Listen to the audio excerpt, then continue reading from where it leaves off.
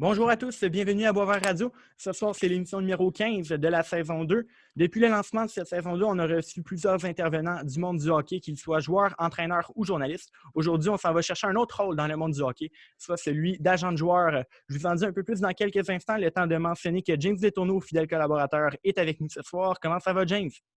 Salut Charles, ça va bien toi? Oui, super. Écoute, ce soir, comme je l'ai mentionné, on reçoit un agent de joueur, mais aussi un ancien joueur de hockey. Nicolas Riopel a porté les couleurs des Wildcats de Moncton au cours d'une fructueuse carrière junior, ce qui lui a valu d'être repêché en cinquième ronde par les Flyers de Philadelphie au repêchage d'entrée de la LNH en 2009 après une carrière pro dans la Ligue américaine, dans la Ligue de la Côte Est, en France, en Écosse et au Danemark. Nicolas est devenu agent de joueur. Il a lancé sa propre agence, Propulsion Agence Sportive, et c'est avec un grand plaisir qu'on l'accueille ce soir à Boisvert Radio. Nicolas Riopel, bienvenue à Boisvert Radio. Comment vas-tu? Ça va très bien. Merci de m'avoir invité, Charles et James. Je suis très heureux de participer à l'émission. Ouais, ça fait plaisir. On a rarement l'occasion de discuter avec des agents de joueurs, donc je pense que ça va être le fun à soir.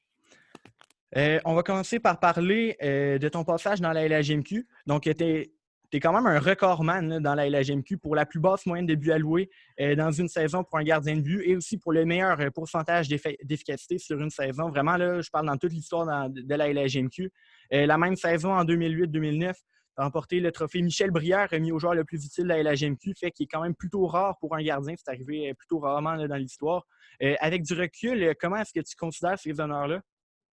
Bien, je te dirais que c'est ma carrière junior majeure. Là, je pense que ça a été ça un peu le highlight de ma carrière. Au total, je n'ai pas connu les mêmes succès au niveau professionnel que j'ai connu dans la HMQ, mais c'est sûr qu'avec du recul, puis à chaque fois que je vois les repêchages de la HMQ, à chaque fois que je vois la finale à la Coupe du Président, c'est comme si je me dis que j'étais là pour une couple d'années.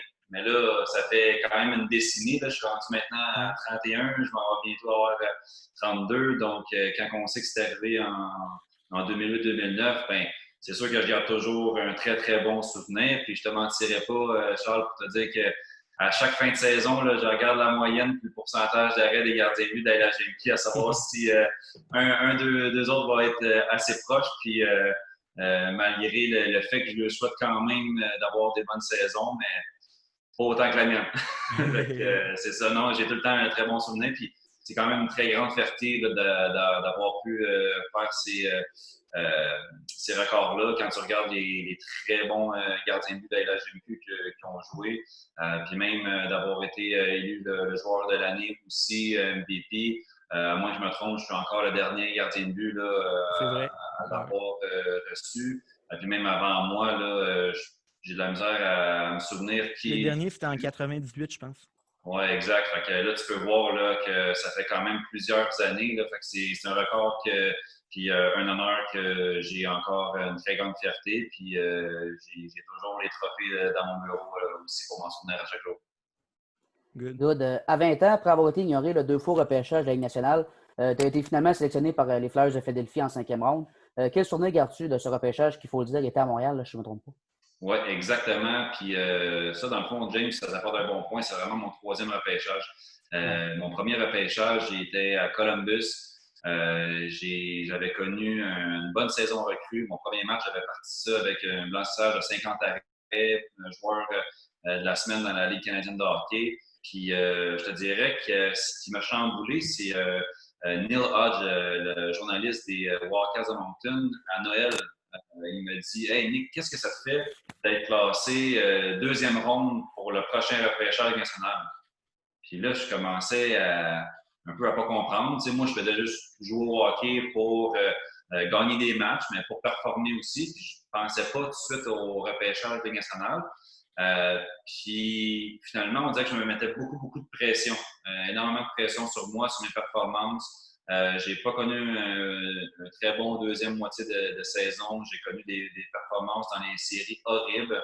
Mais ça a quand même fait que j'ai été invité au Combine national. J'ai eu plusieurs entrevues avec des équipes. J'étais classé quatrième meilleur gardien de but en Amérique du Nord pour le repêchage. Puis même la veille du repêchage, la Ligue nationale a même contacté mon premier agent pour me dire d'aller me chercher un billet parce que je devais être assis à cette chaise-là spécifique pour que si je suis repêché en première ronde, la caméra puisse se diriger directement vers moi. Fait que j'étais, je te dirais, gonflé à bloc en sachant que j'allais peut-être potentiellement être repêché cette année-là. Finalement, je vois les rondes passer, 4, 5, 6, puis jusqu'au dernier choix de la dernière ronde, j'ai vraiment espéré très fort. Puis quand j'ai vu que c'était pas moi, je pensais à ce moment-là que mon rêve était terminé. Mon rêve de petit garçon d'un jour jouer dans la nationale était vraiment terminé. L'année d'après, j'ai connu un très bon début de saison avec les Wildcats de Moncton. Danny Flynn était revenu comme entraîneur-chef. Moi, je l'avais connu à 16 ans à l'année de la Coupe Memorial avec Ted Nolden. Puis il était assistant coach dans cette année-là. Il est revenu avec nous autres à 18 ans. Puis on n'avait pas une grosse équipe parce qu'on revenait justement de 2 saisons de la Coupe du Président à la Coupe Memorial contre les Remparts. Donc, mais j'ai réussi à avoir des bonnes performances. J'ai été invité à la game d'étoiles série Subway Canada contre Russie. J'étais avec Jonathan Bernier aussi dans cette équipe-là. Donc, j'avais connu encore une bonne saison au niveau statistique. Je pense que le seul gardien de but qui m'avait devancé au niveau des pourcentages d'arrêt était Timo Pielmeyer de Shawinigan ou St. John's dans le temps. Donc, après ça, j'étais classé 6e, 7e ronde. Le repêchage était à Ottawa. J'ai quand même dit à mon père, on va y aller. Si ça arrive, ben c'est un moment incroyable. Si ça n'arrive pas, ben c'est 2h30 de route. Là, c'est pas grand-chose. Donc, finalement, j'arrive là encore 4, 5, 6, 7, pas repêché. Mon coach de gardien de but étant Frank Jean, qui est maintenant le coach gardien de but du Lightning Tampa Bay. Il faisait une école de gardien de but avec Roland Melançon, qui était lui coach de gardien de but du Canadien à l'époque. Et j'ai fait le démo pour l'école de gardien de but de France. Et France et Roland étaient vraiment, vraiment bons chums. Et si vous vous souvenez, les boys, le camp de développement se faisait à Brassard avec le Canadien de Montréal. Donc, ça était le même temps. Puis moi, j'étais sur la glace, je faisais mon démo, puis à un moment donné, dans un meeting le jeudi, la semaine était du lundi au vendredi, puis un jeudi, invité spécial, conférence, Roland Melançon avec un enveloppe. Puis il dit devant tout le monde que la persévérance apporte beaucoup, puis de continuer à croire en ses rêves, travailler fort, ben, ça apporte des bons résultats. Puis il a annoncé devant tout le monde que j'étais invité au camp du Canadien de Montréal, le camp de développement. Donc, je m'en vais là, j'ai connu un très bon camp de développement. J'ai été aussi invité au camp des recrues. Et au camp des recrues, j'avais moi et mon ami ennemi Robert Meyer qui jouait pour les Seahawks de St. John dans le temps. On a été invités les deux. Puis finalement, ça va bien. Je fais le test du vélo là, pour les joueurs de hockey qui savent c'est quoi. Là, c'est pas trop plaisant. Puis Trevor Timmons me dit « Nick, tu viendras me voir dans mon bureau après. » Bon, OK, c'est bon. Je m'en vais dans son bureau. Il me dit « Nick, tu as connu un très bon camp, mais on va te retourner à Moncton parce que là, présentement, on sait que tu es un bon gardien de but, mais on ne sait pas si tu es capable de gagner. Fait on va te retourner là-bas, puis merci d'être venu. » Mais moi, un peu, pas inoffensif, mais je ne savais pas la game. Là. Je pensais que je faisais partie de l'organisation du Canadien pendant un certain temps, puis qu'elle allait me regarder pendant la saison, puis potentiellement peut-être me signer ou peu importe. Et finalement, je reviens à Moncton. 2 semaines après, je vois que le Canadien de Montréal signe Robert Meyer, entrée de Ligue nationale, 3 ans, 2,1 millions. Là, je me dis, OK, j'ai peut-être manqué quelque chose. Là. Fait que finalement, j'avais le meeting avec Trevor Timmons pas mal en tête. Fait que je me dis, il veut que je gagne, je vais gagner. Joueur du mois, septembre, octobre, novembre. Les 3 premiers mois, j'ai été le joueur du mois dans la HMQ. Puis finalement, j'ai terminé cette saison-là, cette année record-là, 43 victoires, 15 défaites. Et le repêchage se tenait justement là, à Montréal. Puis moi, mon numéro, c'est 29. Fait que 2009, c'était comme le moment idéal. À Montréal, j'avais peut-être 40-50 personnes pour moi. Ma pension de Moncton était descendue. Puis finalement, c'est en 5e ronde, j'entends mon nom par les Flyers de Philadelphie, donc j'avais parlé 10 minutes. Là. Il y avait des équipes avec qui j'ai rencontré, là, puis c'était fou. Là. Il y a des équipes il y était 15, là, puis ils me disaient « Nick, on a 4 pics en 3e ronde, c'est sûr que si tu pars un de ces pics-là avec nous autres. Fait que finalement, je vois Aaron passer, puis finalement, les Flyers vont parler 10 minutes sur le bord d'une table en train de prendre un verre d'eau, puis c'était fini. Puis en descendant les marches, Trevor Timmons est venu me voir, me serrer la main, puis il me dit tu l'as mérité, tu as gagné le pari. Fait que c'est sûr que je te mentirais pas, c'est un souvenir que je vais toujours garder très, très, très longtemps dans ma mémoire. Ah, c'est sûr. Et puis, tu as remporté la Coupe du Président l'année suivante.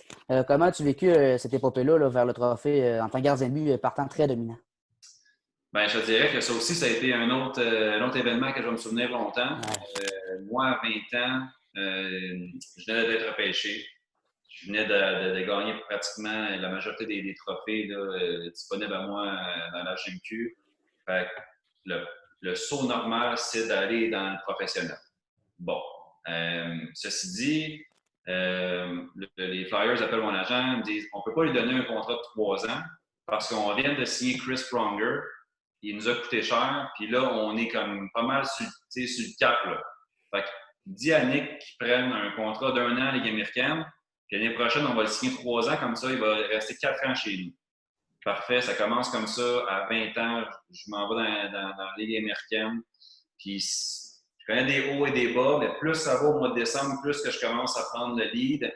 Puis le lundi, mon entraîneur-chef, qui est maintenant Gilbert, qui est maintenant l'entraîneur-chef des Sea Dogs de Saint-Jean, me dit « Nick, ça va super bien, continue comme ça, puis d'après moi, tu vas devenir notre numéro 1 après fête. » Parfait. Le mercredi, Brian Boucher se blesse, mais finalement, les Flyers veulent aller jusqu'au bout. Ils s'en vont chercher Michael Layton. C'est cette année-là que les Flyers se sont rendus en finale de la Coupe. Ça a été le printemps à Lac. Ça a été là. Fait que là, j'ai un meeting le mercredi, 2 jours après avoir eu un meeting pour dire que j'allais quasiment devenir numéro 1. Fait que finalement, je pense que c'est Paul Holmgren qui me dit Nick, tu as tout gagné niveau personnel, mais tu n'as rien gagné niveau collectif. Fait que retourne à Moncton puis prouve que tu es capable de gagner. Fait que là, je me dis bon, parfait, je vais y retourner. Fait que je m'en vais là-bas. Finalement, Danny Flynn fait beaucoup de trades. David Savard est avec nous autres. On a été chercher beaucoup de bons joueurs. Kelsey Tessier, Alex Wall, Nicolas Deschamps, Gabriel Bourque. Fait qu'on a vraiment un très, très bon club de hockey. On s'en va en demi-finale. En demi-finale contre Drummondville, Jake Allen, Sean Couturier, Di Domenico. Écoute, c'était Dumont, Gabriel Dumont. On avait une grosse équipe eux autres qui avaient gagné l'année d'avant. Fait qu'on s'en va là. Puis on gagne en 5. J'ai connu une très grosse série. Puis mon agent arrive. Après, on est à Drummondville, où les joueurs ils sortent avec leurs parents. Puis il me dit Nick, si tu gagnes la Coupe du Président, on a un contrat entry level avec 225 000 de bonus de signature. Fait que là moi, de l'argent. J'ai commencé, oui, c'est de l'argent certain. Fait que je m'en vais, on s'en va à la Coupe du Président, première fois, la Coupe du Président des Maritimes contre Saint-John avec les Huberdeau, les Mike Hoffman, tous les bons joueurs. Finalement, on remporte la Coupe du Président. Fait que moi, pendant que je fais ça, je me dis, bon, BM de l'année, noir avec des mags. Fait que finalement, l'été qui suit, on s'en va pour Memorial. J'ai pas connu un gros camp, j'étais malade, j'ai eu un empoisonnement alimentaire, j'ai perdu beaucoup de dés, ça n'a pas bien été. Mais il m'arrive au camp de développement, puis il me dit Nick, si tu as un bon camp de développement, ça va bien aller. J'ai réussi à faire les meilleurs tests de gardien de but, ça va super bien. Puis ils me disent pas de problème, on appelle ton agent là, dans les prochains jours, ça va se régler. Et finalement, je suis au restaurant, les boys avec mes parents, tout. Je reçois un appel, puis ils me disent Nick, il t'offre un contrat à 2 volets. Ah ouais, cool, NHL, combien? Non, Ligue américaine, East Coast. Là, j'ai fondu en larmes. Là, j'ai dit, qu'est-ce qui se passe? C'est parce qu'ils viennent de m'annoncer qu'ils viennent de signer un goaler russe là, qui s'appelle Sergei Bobrovsky. Fait que là, j'étais comme... Personne ne le connaît, lui. Puis finalement, j'ai demandé une libération, j'ai demandé de faire quelque chose, puis finalement, tu sais, j'avais un peu les mains liées, les boys. Là, je ne peux pas faire. Ouais, tes droits, ils appartenaient encore aux Flyers. Là, fait qu'à moins d'un échange, c'était pas trop possible. Accepter ça, là, exactement. Fait que, finalement, ben, c'est un peu comme ça que j'ai eu une très belle été parce que j'avais venais de gagner la Coupe du Président. Mon dernier match à Moncton avec la Coupe du Président, c'était comme la fin rêvée d'un stage junior. Là, ça couronait bien, mais ça a mal parti le stage professionnel, je dirais. Ouais. Parlant de ce stage professionnel-là, tu as passé 2 saisons complètes dans la Ligue américaine et East Coast, là, en faisant la navette un peu entre les deux ligues. Et ensuite, à 23 ans, si je ne me trompe pas, tu es parti dans le fond en Europe pour suivre ta carrière. D'abord en Écosse, puis au Danemark et en France. Comment c'est de jouer du hockey dans des marchés exotiques de même? Là, dans le fond, à quoi ça ressemble le hockey de l'autre bord de l'Atlantique? Ben écoute, moi, dans le fond, pour mettre en contexte, c'est que l'année où j'ai décidé d'aller jouer en Europe, c'était l'année du lockout de la Ligue nationale. Okay? Oui, c'est vrai aussi. Je savais que ça allait faire très mal, surtout au niveau des gardiens de but. Les gardiens de but de la Ligue nationale, peut-être 1 sur 2 descend en Ligue américaine, l'autre Ligue américaine descend dans East Coast, là, tout est pogné comme le 5-6. Tu t'en vas où? Là? Dans le temps, la Ligue centrale était là, les voyages étaient finis. Moi, ça faisait comme 2 ans, comme tu as dit, genre que j'étais up and down. Je l'avais vécu un peu la East Coast. Puis, dans le temps, ben, j'avais une copine, ça faisait 1 an avec qui j'étais, qui est maintenant ma femme. Elle avait une petite fille de 5 ans qui va avoir bientôt 15 ans. Puis, je voulais vivre cette aventure familiale-là.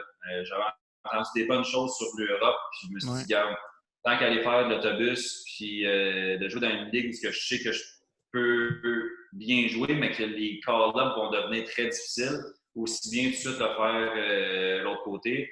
J'avais une situation, une qualité de vie que tu ne peux pas avoir au niveau de la East Coast. J'avais mon appartement seul, les voyages étaient payés pour moi, ma famille, ma petite. Je pouvais voyager en Europe pour tellement pas cher. Je jouais 2 matchs par semaine, je couchais dans mon lit pratiquement chaque soir.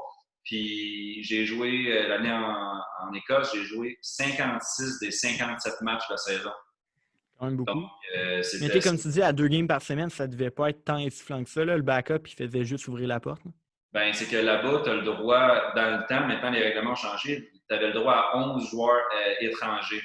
Donc, c'était plus une ligue qui ressemblait beaucoup à l'Amérique du Nord comme côté East Coast, parce que tu avais quasiment comme 6 attaquants, un goaler, puis comme 4 bons défenseurs étrangers, puis les autres, les Brits qu'on appelle, ben là, les bons Brits, il y avait des gros clubs qui pouvaient payer, puis les moins bons Brits, ben, ça se retrouvait un petit peu dans un club là, bas de tableau, puis nous autres, vu qu'on était un club bas de tableau, ben, les joueurs étrangers, ils jouaient beaucoup, puis le backup goalie, là, c'était vraiment comme, écoute, si on a besoin de toi, tu es prête, là, mais sinon, c'est pas mal ça, puis j'ai tout le temps une très bonne relation avec mes auxiliaires, puis lui aussi, écoute, il voyait que je travaillais, je faisais de l'overtime après la glace, je m'entraînais tout de suite, je faisais des matchs dans l'aréna, il tripait, il avait vu ça, eux autres, ce qu'ils faisaient là.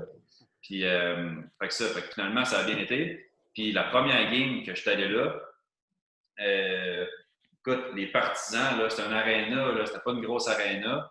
Il y avait peut-être capacité de 2800, mais là, il y avait, la première game, il y avait comme 2500. Puis le tambour, les flûtes, les crécelles, l'ambiance, c'est quelque la chose. chanson, ça avait pas de bon sens. Je n'étais même pas capable de parler à mon défenseur. Puis là, je me dis, OK, ben ça va être le premier 5 minutes, là, sont en feu, là, mais non, toute la game, entre les périodes, après, tabarouette, quand tu sors de la chambre, c'est let's go, bam, bam, bam, bam, bam, puis ils font une chanson pour toi. Fait que c'était vraiment comme une expérience unique. Puis j'ai trouvé ça, au Danemark, Charles, c'est pas dur. Les arénas n'ont pas de banc parce que le monde reste debout. Ah, tout debout, oui. C'est très différent, mettons, comme ambiance. C'est pas la même chose qu'ici. Oui, c'est sûr. Ça doit être spécial. Aujourd'hui, tu es agent de joueur, président de l'agence Propulsion. Comment es-tu passé de joueur à agent de joueur, justement? Comment c'est né aussi Propulsion? Ben écoute, moi, j'ai toujours été, là, comme joueur, j'ai toujours été passionné par le développement du joueur. Ça, que ce soit là, la nutrition, l'entraînement, le yoga, le repos, tout ce qui peut toucher la performance du joueur à l'extérieur de la glace, j'ai toujours été une grosse passion pour ça. Puis, moi, étant gardien de but, j'ai été souvent invité dans les écoles de gardien de but, que ce soit avec France, avec Rowdy Ramanson, François Allaire, Olivier Michaud, écoute, name it, j'en ai tellement fait. Puis, quand que moi, j'ai été parti dans mon stage junior majeur, j'ai toujours eu une très bonne relation avec mon ancien entraîneur des Gaulois, qui était dans le temps Mario Pouliot, qui est maintenant l'entraîneur et directeur général de Rwanda. Puis j'ai toujours offert mes services à Mario. Puis vu que lui, Michaud, il s'occupait de la structure des Gaulois, il y avait beaucoup de. Lui, il s'occupait aussi de Drummondville. Fait que lui, c'était vraiment plus l'hiver, l'été, il faisait ses camps. Fait que les Gaulois m'ont dit hey, Nick, viens-t'en. J'ai toujours été un soucieux du détail, côté de ma game aussi sur la technique et tout. Donc, après plusieurs années, j'avais un gardien de but, j'avais peut-être 23-24 ans. Une des premières années en Europe, j'avais un gardien de but qui m'a appelé, il me dit Nick, je viens de connaître ma première saison de J3. Je m'en vais vers mon draft junior majeur. Je commence à avoir les appels pour les entrevues. Je ne sais pas quoi dire. Je suis un petit peu nerveux. Puis, j'ai pas d'agent. Je ne sais pas comment ça marche. Puis, il y a tous les marchés meilleurs que d'autres. Il y a tous les. C'est Alex Dubois, hein? Hein? Alex Dubois? Non, c'était pas lui. Ça s'en vient après ça. Fait que c'est pour ça que mais c'est Alex, mais c'est pas Dubois. Fait que, ben, écoute, je vais t'aider. Mais honnêtement, sans jamais penser, moi, je suis un agent. Okay? Jamais pensé ça parce que moi-même, j'étais représenté pour ma carrière. Fait que c'était pas J'étais encore joueur. Oui, exactement. C'était pas mon but premier, c'était vraiment juste de l'aider. Seulement par rapport à Georges, tes équipes juniors majeures. Je viens de sortir du circuit il y a 2-3 ans, MVP, du président. Fait, les équipes, les propriétaires, les GM, les scouts, les coachs, je les connaissais tous. Fait, de vendre un gardien de but avec qui j'avais travaillé de nombreux étés, c'était plus facile pour moi. Finalement, le gardien de but était classé 5e ronde, il est sorti 2e ronde. Fait que, bon travail. Après ça, tu as des amis, ça se parle, tu as des amis, hey, j'ai pas été drafté, penses-tu que tu peux m'avoir un camp, whatever. Ben, je fais un ou deux coups de téléphone, ben, j'ai eu 2 camps d'entraînement pour des joueurs que techniquement on n'aurait pas eu. Bon, ben, eux autres, s'ils peuvent vivre leur rêve ou mini-rêve de toucher à la GMQ, tant mieux. Ça a commencé comme ça. Je te dirais que moi, j'ai eu un gros agent, un agent principal au début de ma carrière, niveau Bantam, jusqu'à arriver là, vers le début vingtaine. J'ai décidé de faire un switch là, avec la situation des Flyers qui était arrivée. Puis j'ai été décidé pour avec un plus gros nom. Ça a bien été peut-être pendant 1 an, 2 ans, mais j'ai vu là, que au niveau où j'étais, un gardien de but de 23 ans, encore dans l'East Coast, un petit peu des fois dans la Ligue américaine, là, c'était difficile. Puis je voyais que j'étais peut-être de moins en moins sa priorité. Beaucoup moins de rétroaction. Quand j'étais en Europe, j'ai comme décidé un peu de couper les ponts aux deux. J'ai pris ce qui était de bon dans les deux. J'ai pris ce que j'aimais moins que ce que moi, j'aurais fait différemment pour représenter les joueurs de la même façon que moi. J'aurais voulu être représenté. Puis j'ai reçu un appel, je te dirais, ma première saison en Europe, à l'âge de 23-24 ans. Puis ça a été Étienne Lafleur, qui est maintenant un de mes meilleurs chums, qui est mon associé là-dedans. Étienne est un avocat. Puis lui, dans le fond, sa passion, ça a toujours été de représenter des joueurs de hockey. Mais comme il dit souvent, puis ça me fait toujours rire, il y a souvent 2 façons de devenir un agent de joueur. Soit que tu as joué la game, tu es un ancien joueur, ou que tu es un avocat. Il dit, comme je patinais pas super bien, j'ai décidé de prendre l'autre option. Fait que c'est pour ça. Puis, c'est comme ça que notre relation elle a commencé. Lui, il avait des qualités que moi, j'avais pas. Moi aussi, j'avais l'autre background que lui avait pas. Puis on s'était juste dit, vous vous complétez bien. Hein? Vous vous êtes bien complété, c'était un beau match. Ouais, genre. Ouais. Oui, exactement. Fait qu'on s'est dit, on va être meilleurs ensemble que contre. Puis notre relation a commencé comme ça. Puis là, l'arrivée d'Alex Dubois est arrivée. Alex est arrivé à son année de 20 ans avec les Wildcats de Moncton. Ça faisait 3 ans qu'il était là. Puis il cherchait un mentor. Il m'a appelé. Puis il me dit, Nick, t'es gardien de but. T'as passé par où ce que je passe. Puis tu sais, t'es jeune, t'as faim, t'es comme un requin. Tu dévoues. Puis je veux faire les mêmes. Tu sais, t'as eu de succès en junior majeur, puis je veux un mentor. Je veux quelqu'un qui est capable de parler le même langage que moi là, au niveau de gardien de but quand que je joue bien ou que je joue moins bien. Et finalement, j'ai décidé de prendre le challenge.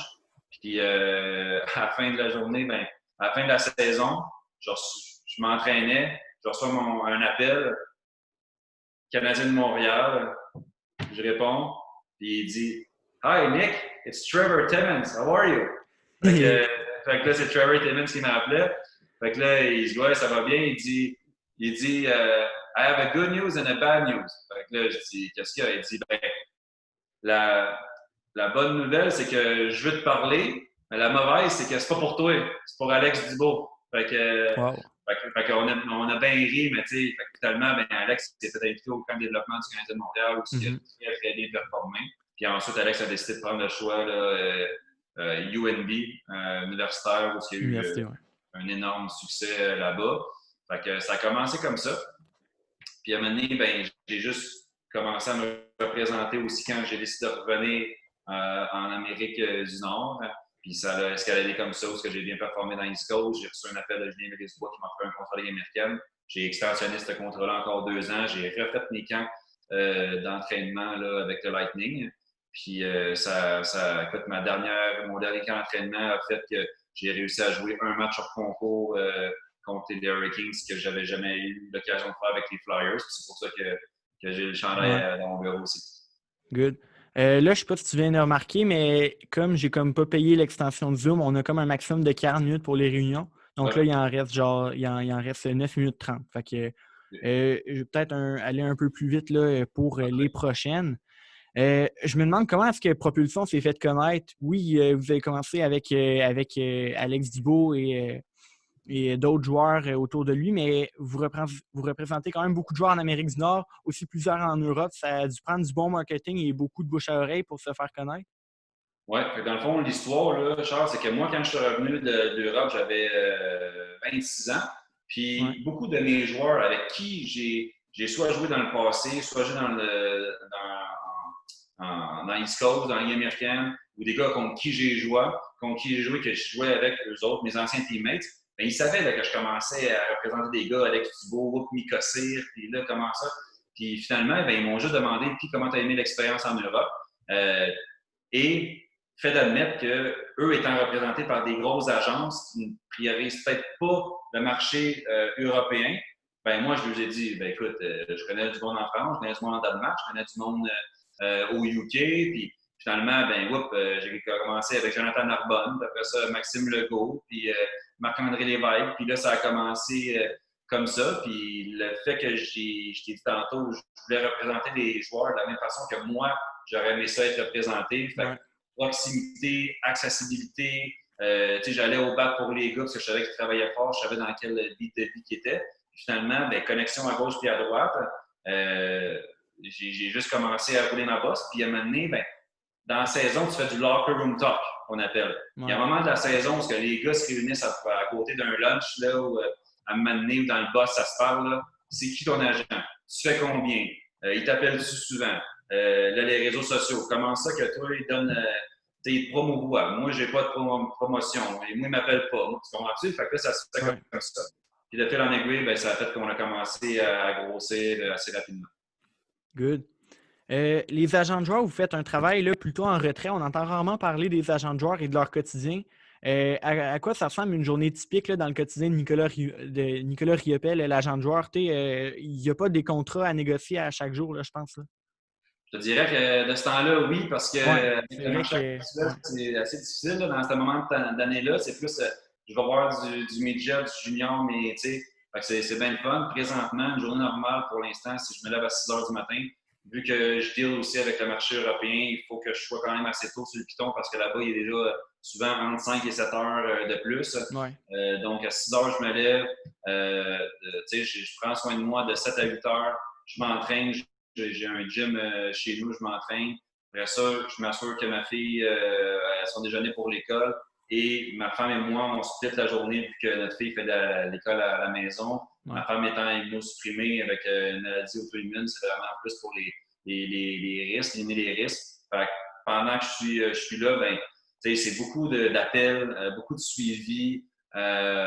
Les réseaux sociaux, beaucoup de promouvoir les joueurs, qu'est-ce qu'ils ont fait.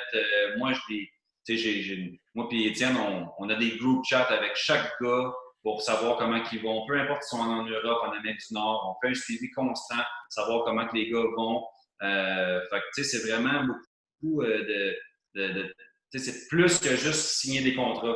Puis des fois, quand il y a un contrat déjà signé, tu essaies d'en chercher un peut-être encore meilleur. Quand il y en a qui ne sont pas signés, eux autres, à chaque 2 jours, ils t'appellent ou ils te textent, puis qu'est-ce qui se passe, puis qu'est-ce qui se passe. Là, tu lui dis, la Ligue a fermé, le club a fermé, là, ils ne prennent plus, ils prennent les Européens, ils prennent la East Coast, eux autres, le club a fermé, là, tu comprends-tu? Fait que c'est beaucoup de gérance là, pour l'instant, mais c'est ça, vu qu'on n'est pas une grosse écurie encore, bien sûr qu'Étienne et moi, là, on fait beaucoup de travail constant là, sur trouver des contrats, des réseaux sociaux, trouver des new partnerships, trouver des new endorsement deals pour nos gars. C'est beaucoup de connexions. Là. Good. J'aimerais savoir qu'est-ce que ça prend en fait pour être agent de joueur. Là, si tu veux nous parler un petit peu des qualités pour faire ce métier-là. Ben, c'est sûr que moi, c'est drôle que tu me poses cette question-là, James. J'ai répondu justement hier à quelqu'un sur LinkedIn qui m'a envoyé un peu un message là, pour savoir un peu où se situer puis quel cours faire. Tu sais, moi, j'ai fait mon secondaire 5, j'ai fait ma 12e année lorsque j'étais à Moncton. Ensuite, j'ai fait mon certificat en administration. Puis ensuite, ça fait 2 ans que je suis membre des agents de la PHPA. J'ai été un PHPA rep pendant 2 ans avant de prendre ma retraite. Puis moi, je compare ça un peu comme un joueur. Tu évalues un joueur sur, la première qualité, là, c'est l'éthique de travail. Je pense que l'éthique de travail, honnêtement, c'est ça qui nous démarque présentement chez nous. C'est pas nos connexions, c'est pas le nombre de joueurs qu'on a en Ligue nationale. J'ai pas eu une carrière de 10 ans en Ligue nationale, mais ce qui nous démarque, c'est l'éthique de travail. C'est rare que je me fais reprocher par un de mes joueurs ou quelqu'un que je connais de mon entour que mon éthique de travail n'est pas on point. Hein. Puis ça, je prends vraiment une grosse fierté à ça. Ensuite, ben, c'est le hockey sense, hein. Ton knowledge du hockey, la game du hockey, ce que tu connais du marché, quand faire quoi, à qui parler, à quel moment. Fait que je pense qu'il faut vraiment que tu connaisses ça. Speed, la vitesse, la vitesse de ta rétroaction, combien de temps ça te prend de te faire une tâche, tu vas-tu étaler la tâche sur 1-2 semaines quand un joueur te demande quelque chose, tu vas-tu? Fait que ça aussi. Puis aussi, une force. Tu sais, des fois, les joueurs, on dit « Ah, c'est un bon joueur, mais il n'y a pas de dominance. » Donc, il faut que tu aies un dominant. Tu sais, les joueurs, il est dessus, ça répétitif, c'est un scoreur, c'est un playmaker. Bon, mais ta dominance comme agent ou comme agence, c'est quoi? C'est-tu les réseaux sociaux? C'est-tu de connaître les stats avancées? C'est-tu de connaître un gros réseau en Europe? C'est quoi qui te différencie des autres? Parce qu'il y en a beaucoup de concurrence. Donc, je pense que c'est un mélange de tout ça, comme tu évalues un joueur un peu comme tu évalues un agent, pour ma part, en tout cas. Good. En terminant, je sais que c'est une question plutôt à débat, là, mais on va essayer de faire ça vite parce qu'il reste environ 2 minutes. Tu as participé récemment à un reportage là, avec TVA Sport dans lequel tu parlais là, du recrutement de jeunes joueurs de hockey par des agents de joueurs. Des fois, des joueurs au niveau Pee-Wee là, sont approchés par des agents. Tu sais, ces joueurs-là, ils ont 11, 12, 13 ans. En tant qu'agent de joueur, là, quel est ton avis sur la question? Ben écoute, je pense que ça se fait. Je te dirais pas que ça se ferait pas. Ça se fait, mais je pense que ça a été généralisé pour dire hey, tous les agents vont 11-12 ans. Non, c'est pas vrai. Je vois environ entre 200 et 250 games par année, plusieurs au niveau Bantam. Puis on est tous là, on se connaît tous, on se dit salut, puis même des fois on prend les cafés ensemble. T'sais, on sait où aller. Mais de là à aller dire, je vais me prendre un ticket pour voir le Pee-Wee de Québec, hein, écoute, ça m'étonnerait. OK? Ça m'étonnerait. Est-ce que c'est bon d'approcher les jeunes si tôt? Non. Est-ce que les jeunes ont besoin d'un agent au niveau Bantam?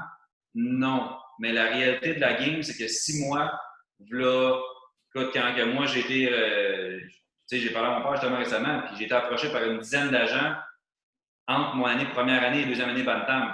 Donc, c'est pas comme si c'était nouveau depuis une couple d'années. Ça fait quand même assez longtemps que ça dure. Ouais. Mais je te dirais que le gros problème, c'est que le repêchage national est tellement tôt que si tu veux les préparer des meilleures capacités possibles, tu dois quand même les approcher tôt si tu veux en avoir un. On s'attend à ce qu'il ait 16 ans pour à son repêchage. Tu n'en auras pas un là, avec la compétition qu'on a présentement au Québec dans l'Amérique du Nord en général. Oui, c'est sûr. Bon, c'est tout le temps qu'on avait, malheureusement. Nicolas Riopel, merci beaucoup d'avoir accepté de nous accorder cet entretien. Je vous souhaite une excellente continuité avec l'agence Propulsion. Mais merci à vous pour l'invitation, les boys, pour continuer votre bon travail. Merci à toi aussi, James. Toujours le fun d'enregistrer des podcasts ensemble. Ça fait plaisir, Charles. Merci de m'avoir invité aussi. Merci aussi à vous, chers auditeurs, d'avoir été à l'écoute. Je vous invite à suivre Boisvert Radio sur Instagram et Facebook. Les liens sont dans la description sur YouTube, en dessous de la vidéo. Sur ce, je vous dis à la semaine prochaine pour une nouvelle émission à Boisvert Radio.